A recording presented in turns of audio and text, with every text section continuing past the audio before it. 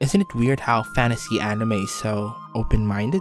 If Crusader Kings taught me anything about medieval history, it's that kingdoms in the past really tried their best in being religious. Also hating each other for the smallest of reasons. Stole a bucket? War it is then. Different religion? Wrong city to be in, bruh. Too smart for your gender? Wait, they actually banned that. Hatred born out of tradition, or in our Zoomer minds, discrimination, was rampant and defended during those eras, but at the same time, not something everybody liked. This is why it surprised me that there is an anime that actually was willing to go that hard on the subject. Magical Revolution is an isekai anime about mad science, being extremely gay, and also discrimination. And this video is an exploration of the anime that had the balls to actually tackle it. This is Anisfia von Palitia, the main character of the anime and princess to the kingdom of Palitia. Most isekais are usually defined by how overpowered their protagonists are, but in contrast, Anis is defined by what she does not have. In a world full of magic, she was born without it, and as a member of the nobility, her lack of magic is seen as a birth defect. If everything you know about medieval history is from Crusader Kings, you would know bloodlines is a pretty big thing that people care about during this time period. But there's a slight twist to it in Magical Revolution's version. Because in this anime, the definitions of being the nobility isn't because of the deeds of your ancestors, but it's defined by magic and if you're capable of it. Yup, it's literally Harry Potter discrimination. According to the foundation myth of the Kingdom of Palitia, the first royal family and their companions signed a contract with the spirits, granting them the ability of magic. Using magic, therefore, became the separating factor that defined them better compared to the common man, which made magic not only a tool of practicality, but also a physical symbol of nobility and a measurement of closeness to the spirits that they worship. Therefore, as an aristocrat, princess, and legitimate heir to the throne of Palitia, the aristocracy of this kingdom finds the idea of a female non-magical person even having the possibility of ascending to the throne quite scandalous. Though she was born in very depressing circumstances, Anis's perspective saves her in a way. She is an isekai protagonist, but she does not have any OP superpowers. Other than the memories of her life on Earth, the knowledge of our world created a person with a unique perspective relative to the world she currently lives in. This made her as someone with an extremely strong sense of wonder and curiosity. At the same time, her ambitions and mad dreams are in the realm of possibility. As history and science in our world already proved that things like flight and self-heating kettles can be invented, her isekai background, coupled with her extremely horrible experience dealing with the nobility, led Anis to an obsession with magical research. If the gods of this world would condemn her to a life without the capability of wielding magic,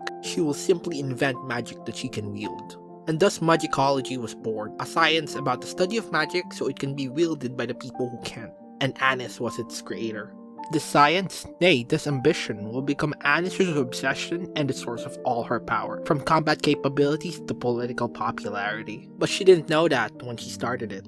Because at the end of the day, this dream was started not for the potential of great power, but from the dreams of one crippled girl to fly. It was a passion project made out of pure personal ambition to interact with magic, something that was told to her a million times by people around her as impossible or sacrilegious. Why should she listen to a world that already scorns her? Magical Revolution is a story of many things, but it is first the story of ambition, the desire of one woman to bend the world to her will, and how the world lashes back at her. Talk about lashing out, let's get to the spicy part. Horror with anime has a lot of usual suspects, psychological to the tune of Death Note and Monster, or body horror with Junji Ito. However, Magical Revolution approached horror in an interesting way. The anime chose to highlight a part of medieval kingdoms that most fantasy anime simply avoid: the discrimination.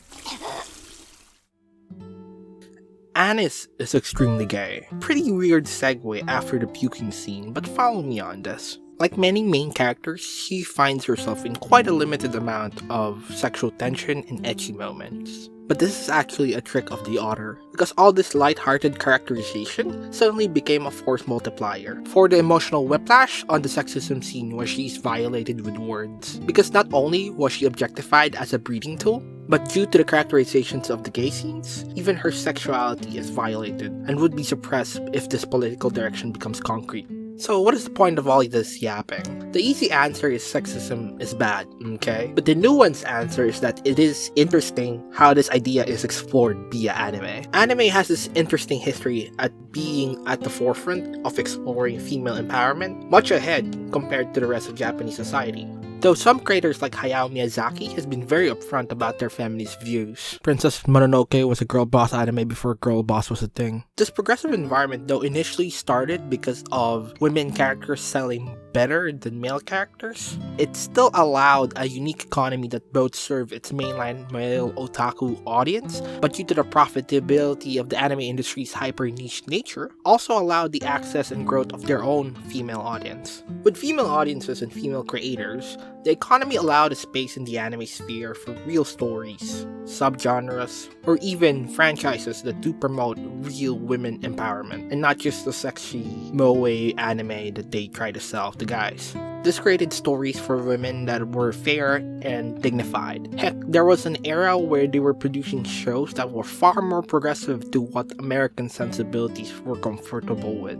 When Cardcaptor Sakura first aired in the United States during the 2000s, it was heavily censored due to its focus on Sakura as a female protagonist and the existence of the implied gay subplot between Toya and Yukito. Heck, they freaking changed the order of the episode to emphasize Shaoran and tried to make him the protagonist of the show via editing. Not to say anime itself is extremely feminist, but in comparison to greater Japanese society, which faces wide global criticism for being an OECD country which has the worst level of gender inequality, and the self-criticism of Japan itself as the late Shinzo Abe's womenomics program did not yield stunning results. The anime industry has its own feminist direction, uniquely created by its own circumstances.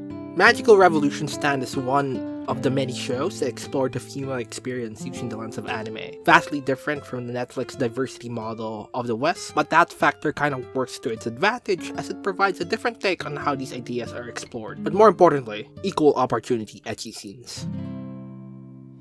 The other ideological conflicts that happen in Magical Revolution are the tension between technological progress and religious dogma, and the age-old feudalism problem. Boring old isekai tropes if you ask the usual anime watcher at this point, but there is a catch. There isn't a big bad in Magical Revolution. There is no demon king, witch cult, or evil god that seeks the death and mystery of the protagonist. There are only people in power. In many other anime, these political issues have less characterization than an NPC in Dynasty Warriors. But with Magical Revolution, the villain is constructed not as a single being of evil, but the political force of traditionalism is framed as antagonist. The political struggle is the central conflict of the story, with an unwilling hero. Anis herself isn't an activist. She did not start this conflict with a preeminent political force that just won a civil war, nor did she have political aspirations to reform the country into a new industrial revolution. Heck, she gave up her title of having a royal claim towards the throne. That's why it was important to establish this as a story of personal ambition first. Her only true sin is only living as she truly is. That she, as a woman of scientific development, became a religious heretic by daring to perceive and develop a form of magic that is considered sacrilegious towards the divinity of the spirits. It is a story of a woman trying to achieve what she wants and her going against a world that does not allow an anomaly like her to exist. Flying has always been an emotional dream for humanity. From Da Vinci's flying machines to the first plane engine reaching a few seconds of flight, there has always been a metaphorical connection between humanity and flight. From its invention leading to a new era of connection and travel to the symbolism of flight and freedom. Anis's obsession with flight and the symbology of the last scene of Season 1 is not a coincidence. The revolution being described in the name of the show, Magical Revolution, is a different kind. Just as the first recorded mechanical flight heralded a new era in our human history, the flight of the common man to the skies as they join Anis is also heralding a new age for Politia. Magicology will be more than just something that Anis used to access her main character powers. It is the tip of change, progress, and revolution. Flight in Magical Revolution symbolizes the development and progress of civilization, an era of change, an era of revolution, and most likely, as Otto von Bismarck predicted, an era of blood and iron. This video is my love letter to Magical Revolution, something I really cherish experiencing.